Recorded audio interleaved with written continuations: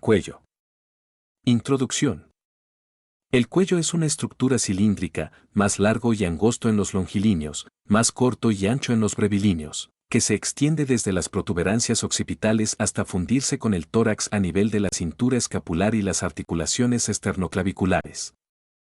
Se mantiene erguido durante la bipedestación y guía los movimientos de la cabeza gracias al fuerte sostén de la columna ósea cervical y la masa muscular que la rodea. Es una importante estructura de pasaje para el sistema vascular arterial y venoso, los vasos y ganglios linfáticos, el tubo digestivo y la vía aérea, y aloja además a la glándula tiroides y las paratiroides. Estas características anatómicas posibilitan que sus modificaciones patológicas se hagan accesibles a la inspección, la palpación y, a veces, la auscultación. Morfología. La forma normal del cuello puede ser modificada por algunas anomalías congénitas, como en el síndrome de Turner, que se presenta con un cuello ancho y corto con membranas cervicales. La tortícolis congénita, provocada por el acortamiento del músculo esternocleidomastoideo, causa una inclinación lateral característica de la cabeza. También puede ser adquirida, espasmódica y dolorosa, ya sea de origen inflamatorio o traumático. El síndrome mediastínico da lugar a una distensión venosa con circulación colateral y edema, denominado en esclavina, porque se extiende hasta los hombros. Diversas formaciones tumorales pueden hacer relieve sobre la superficie cervical. Examen osteoarticular y de la movilidad. En el examen óseo se destaca la prominencia de la apófisis espinosa de la séptima vértebra cervical, que está presente, aunque más o menos marcada, en la cara dorsal del cuello en todos los individuos y que sirve como reparo topográfico.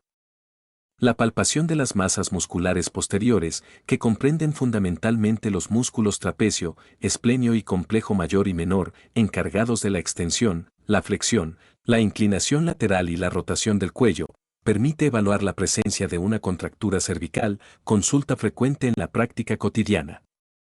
En la cara lateral cobra importancia el músculo esternocleidomastoideo, SM, ya que entre sus dos fascículos transcurre el paquete vasculonervioso del cuello, carótida primitiva, yugular interna y nervio neumogástrico, y divide el cuello en dos triángulos claramente delimitados.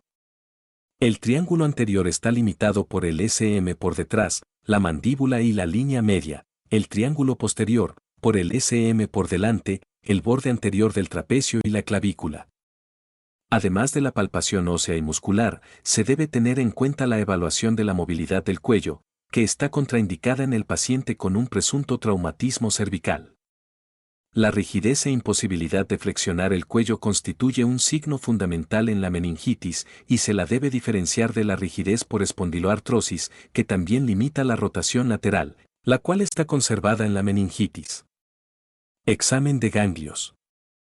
El estudio de los linfáticos del cuello es uno de los aspectos fundamentales del examen físico.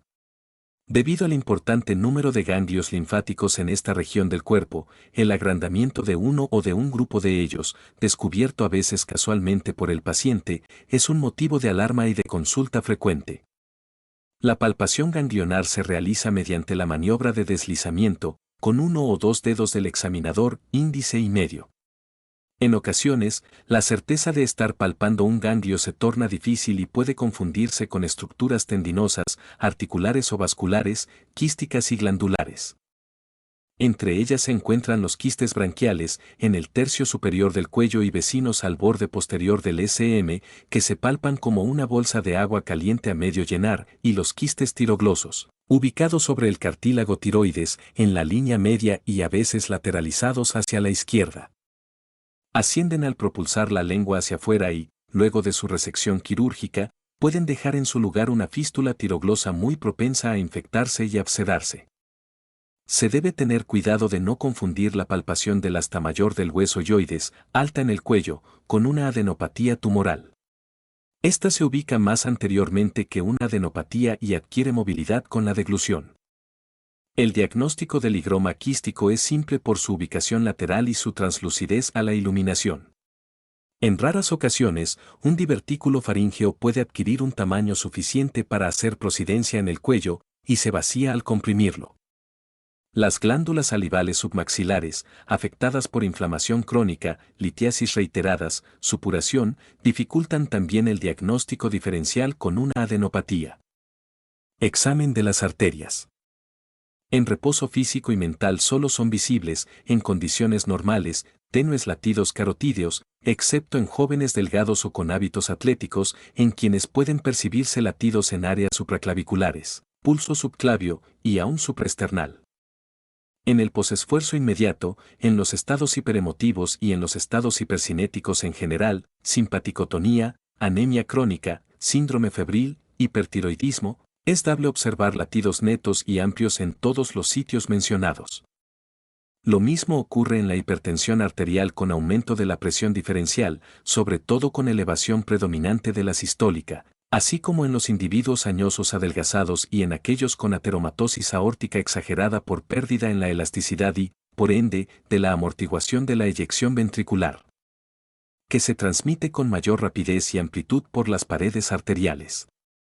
No obstante, las pulsaciones alcanzan mayor magnitud en las formas graves de insuficiencia valvular aórtica y en todas las variedades de fístulas arteriovenosas.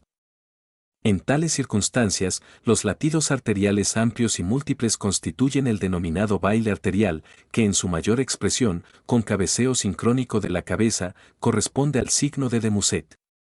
La palpación del pulso carotídeo brinda información muy valiosa, dado que las alteraciones en las características del pulso arterial suelen ser bien apreciadas por el trayecto relativamente superficial de troncos de la magnitud de las carótidas primitivas. Por otro lado, su cercanía con el corazón puede resultar de utilidad para la identificación del primer ruido cardíaco, sincrónico con el pulso, en el caso de una auscultación cardíaca dificultosa. Un latido cervical unilateral y amplio puede corresponder a un aneurisma de la arteria subclavia o de la carótida, aunque esto es muy raro.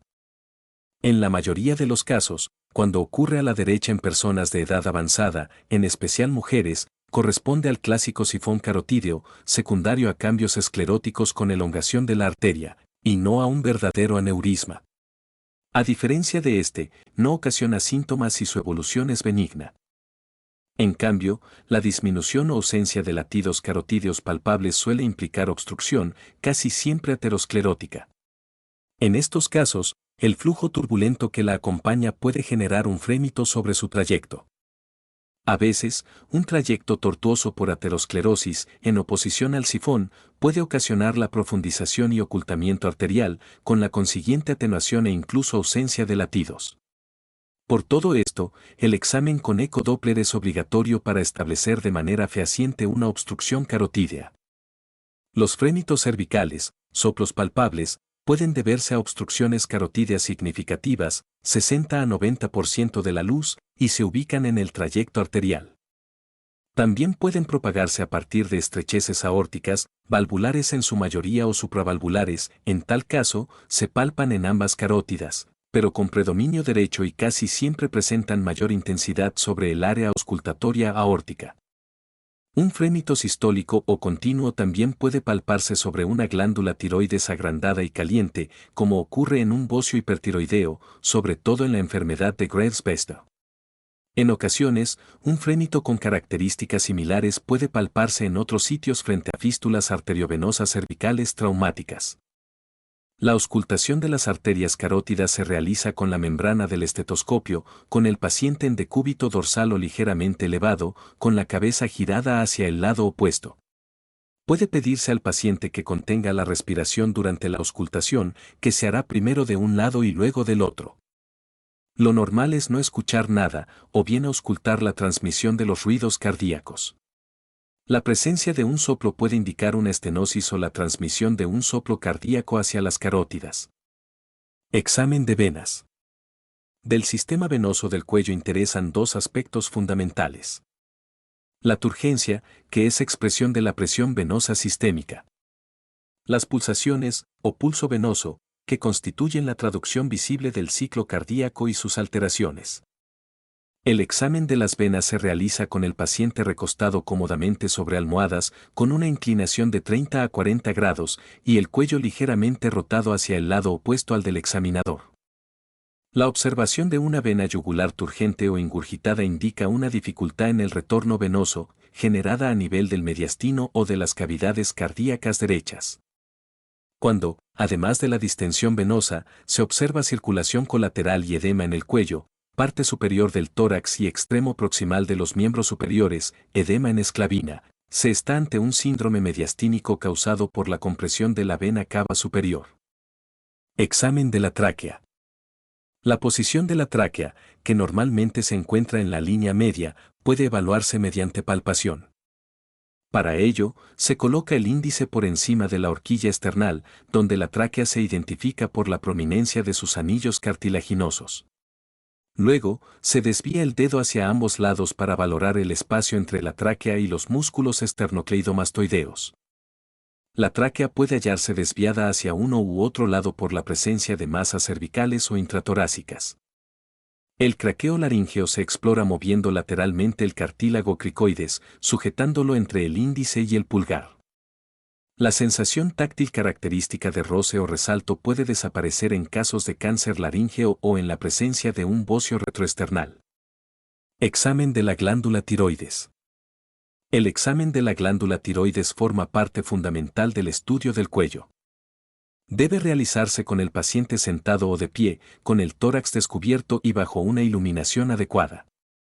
Como paso inicial, es esencial conocer su ubicación anatómica y las relaciones topográficas de la glándula con las estructuras vecinas. Se inicia con la inspección de los planos anterior, posterior y laterales del cuello, incluida la región submandibular, donde puede advertirse, en algunos casos, un pequeño nódulo en la línea media correspondiente a restos embrionarios del conducto tirogloso. La inspección del cuello por delante permite observar la región de la glándula tiroides, cuyo istmo se sitúa por debajo del cartílago cricoides, a nivel del segundo o tercer anillo traqueal. Deberá observarse la simetría o asimetría correspondiente a la proyección de los lóbulos de la glándula tiroides, pues la asimetría en la simple inspección puede indicar la presencia de un nódulo. La visualización de los planos laterales del cuello, mejor en ligera hiperextensión, permitirá verificar la existencia de adenopatías u otras masas que pudieran hallarse relacionadas con una patología tiroidea. La inspección se completará con la observación del relleno venoso, modificado, en ocasiones, por bocios cervicotorácicos voluminosos que ocluyen parcialmente el estrecho superior del tórax y provocan ingurgitación yugular, que se agrava después de la elevación de ambos miembros superiores, signo de Pemberton. Debe registrarse, además, la presencia de latidos arteriales visibles que podrían corresponder a una hiperfunción tiroidea. Antes de pasar a la palpación de la glándula, se observará lo que ocurre cuando el sujeto deglute, dada la importancia semiológica atribuida al ascenso de los nódulos tiroideos y formaciones relacionadas con la laringe durante la deglución. Palpación. La palpación de la glándula tiroides se inicia deslizando el pulpejo de los dedos sobre la superficie cutánea que corresponde al lugar donde está ubicada la glándula, destacando cualquier anormalidad o sobreelevación, así como la sensibilidad que se produce al arrastrar la piel sobre ambos lóbulos. La palpación puede realizarse de diferentes maneras. En la maniobra de Deckerbein, el médico se sitúa detrás del paciente y abraza el cuello por delante, reconociendo la topografía laríngea de arriba hacia abajo, es decir, el cartílago tiroides o nuez de Adán y, por debajo, el cartílago cricoides. Para proseguir con la palpación del istmo tiroideo y ambos lóbulos, recordando que el istmo está situado debajo del cricoides. Para ello, el observador empleará los dedos índices y mayores de ambas manos, reconociendo los límites de la glándula, la superficie del istmo y de ambos lóbulos, su consistencia, movilidad, sensibilidad y la presencia de frémitos. Verificará, además, el ascenso de las estructuras relacionadas con la tiroides y la laringe, solicitando al paciente que degluta. El observador podrá situarse, también, delante del paciente y emplear los dedos de ambas manos para identificar los mismos elementos semiológicos ya referidos. Además, podrá hacer una ligera presión y desplazamiento de la tráquea sobre un lóbulo tiroideo hacia el lado opuesto con el objeto de poner de relieve una formación, nódulo, advertida en el lóbulo opuesto, maniobra de la EI. No se debe olvidar tomar la laringe con una mano y desplazarla con suavidad en ambos sentidos laterales, percibiendo el roce retrotraqueal, craqueo laríngeo, que desaparece cuando una prolongación de la glándula tiroides u otro tejido se extiende por detrás de la tráquea. La detección de alguna anomalía obliga a definir su ubicación, tamaño, superficie, consistencia, fluctuación, movilidad o fijeza, sensibilidad, estremecimientos y latidos, y adenopatías asociadas. Interpretación de los hallazgos. El peso tiroideo normal máximo en áreas con suficiencia yódica es de alrededor de 20 gramos. Tomando como punto de corte los 20 gramos, la prevalencia de agrandamiento de la glándula tiroides o bocio se encuentra en el 2 a 5% de la población. El bocio puede ser difuso o nodular, y este último puede ser uninodular o multinodular, tóxico o no tóxico. Un nódulo tiroideo puede definirse, palpatoriamente, como una formación circunscrita dentro de la tiroides, con límites propios, diferenciable en la radiografía del parénquima tiroideo circundante. El diagnóstico de un nódulo tiroideo es cada vez más frecuente en la práctica clínica diaria. Se estima que los nódulos tiroideos palpables ocurren en 4 a 7% de la población, de los cuales alrededor de 8 a 16% corresponden a un cáncer de tiroides. La prevalencia es mayor en la mujer, con una relación con respecto al varón de 4 a 1, se incrementa con los años y con el índice de masa corporal. En contraste con esta prevalencia relativamente baja de nódulos palpables, la prevalencia de los detectados por ecografía es mucho mayor. La ecografía es mucho más sensible que la palpación y se ha transformado en el método de visualización tiroidea por excelencia. Por ecografía se describe la presencia de nódulos tiroideos ocultos en hasta un 65% de la población general, de los cuales alrededor de la mitad son solitarios. Debido a su tamaño relativamente pequeño, a estar rodeada por los esternocleidomastoideos y a su textura blanda, la glándula tiroides rara vez es visible y solo se palpa en ocasiones. Su agrandamiento se detecta en un principio como un aumento en el tamaño de los lóbulos laterales en la palpación. El crecimiento adicional genera una glándula visible en la inspección lateral y en la inspección anterior con el cuello extendido. Si crece aún más, se hace más prominente en la inspección lateral y en la anterior con el cuello en posición normal. El tamaño de la glándula tiroides no se relaciona estrictamente con su función, dado que puede haber bocios con función normal o alterada. En general, el 80% de los bocios son eutiroideos, un 10% hipotiroides y un 10% hipertiroideos. Muchas gracias por escuchar hasta el final, suerte en los exámenes.